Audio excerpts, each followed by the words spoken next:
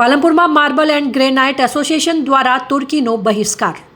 Palanpur marble and granite association દ્વારા તુર્કીનો બહિષ્કાર કરવાનો નિર્ણય લેવામાં આવ્યો છે.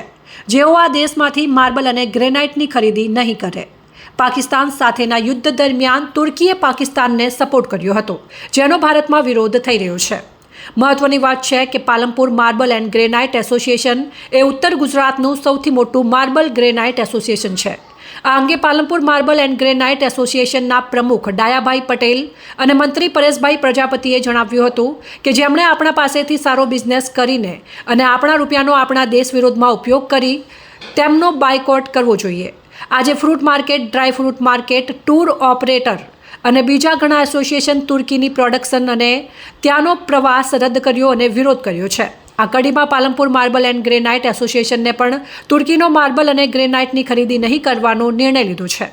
પાલનપુર માર્બલ ગ્રેનાઇટ એસોસિએશનના પ્રમુખ ડાયાભાઈ નાગરભાઈ પટેલ, આપણે હવે જે આતંકવાદી કૃત્ય પહેલગામમાં કર્યું છે એના બદલામાં આપણે તુર્કીનો માલ બિલકુલ લાવીશું નહીં અને એનો બાયકોટ કરીશું.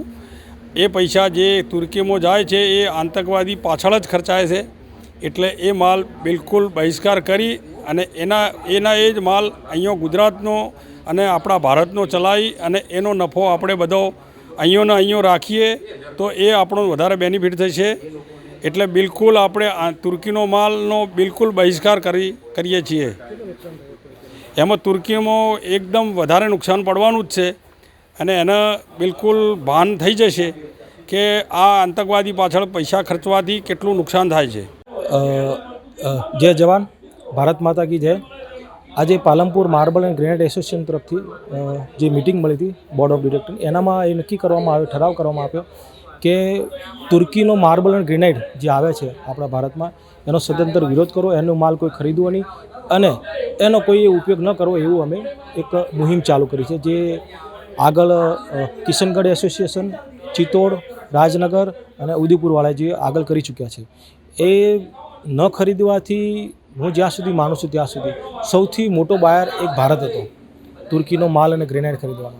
અને આ ન ખરીદવાથી જે એનું જે વોલ્યુમ થતું હતું, ગજબનું થતું હતું, તુર્કીને આનાથી બેનિફિટ ખૂબ થતું હતું.